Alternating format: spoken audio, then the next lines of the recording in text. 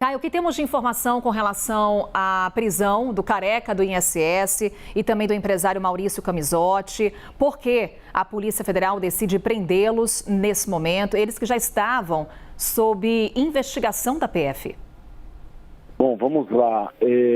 O careca do INSS tem um papel nesse esquema todo um pouco distinto do Maurício Camizotti. Ele era como se fosse um intermediário dessas associações, buscando diretamente ali o contato com os aposentados para que se filiassem às entidades e promovessem ali os descontos associativos que acabaram virando uma mina de ouro aí para muitas dessas entidades.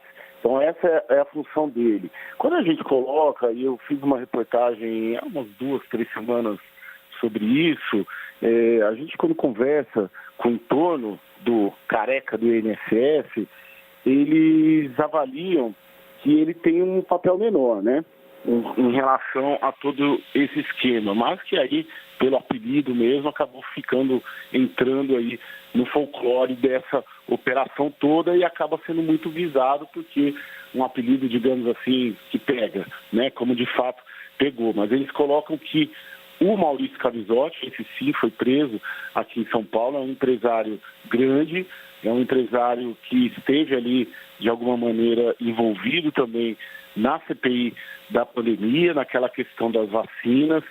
Ele é muito bem assessorado aqui por escritórios de elite criminalistas aqui em São Paulo, e ele que seria, isso, careca do INSS, pessoal ali do entorno do careca, que mostra que o grande beneficiário, um dos principais beneficiários desse esquema todo é o Maurício Camizotti, que tem uma relação, que tem uma entidade, né, que é a Ambec, a entidade dele, e que contrataria esses intermediários como careca do INSS para trazer aposentados para a associação. Então, o motivo principal da prisão é justamente isso. São 2 peças-chave, mas entre eles, e quando a gente fala com o entorno deles, eles dizem que tiveram papel menor nesse esquema todo. Agora, Carol, tão importante quanto essa prisão, agora pela manhã, é mais uma fase da operação sem desconto, é uma operação, a gente sabe o tamanho que ela tem, abriu-se uma CPI para investigá-los,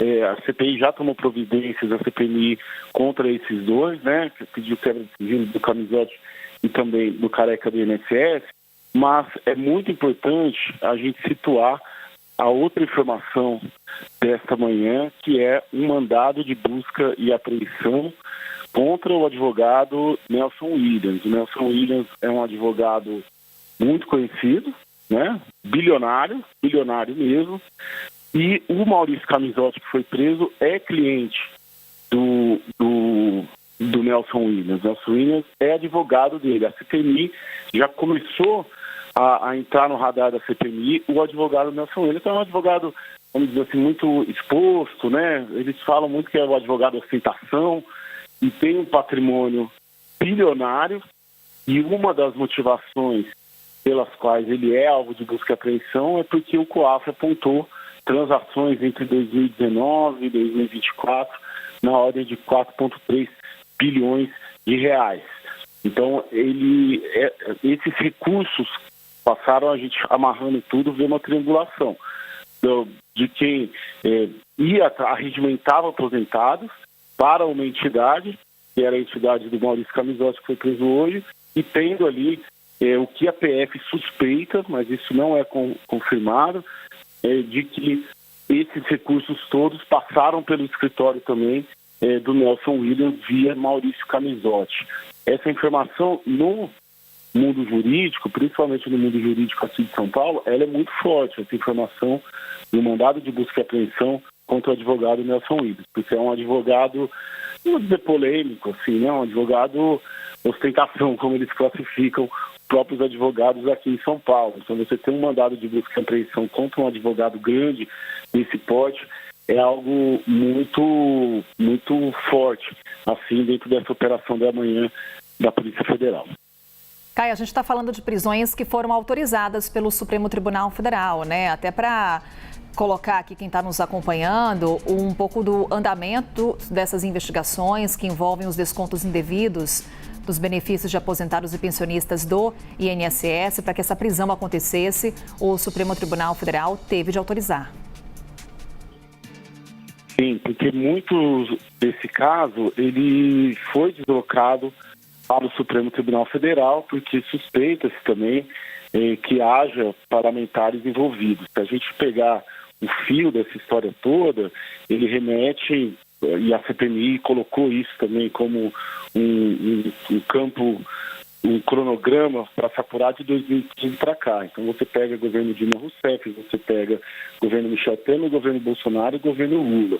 Né? Você pega todos esses e teriam pessoas com prerrogativa de foro que também estariam sendo investigadas, e isso está lá no Supremo Tribunal Federal. É importante que essa investigação no Supremo Tribunal Federal, hoje, ela está a cargo do ministro André Mendonça. Ela ficou muito tempo travada no Supremo. Por quê? Porque o ministro Dias Toffoli avocou para si, havia avocado para si essa relatoria, tem em base um processo que ele considerou que era conexo.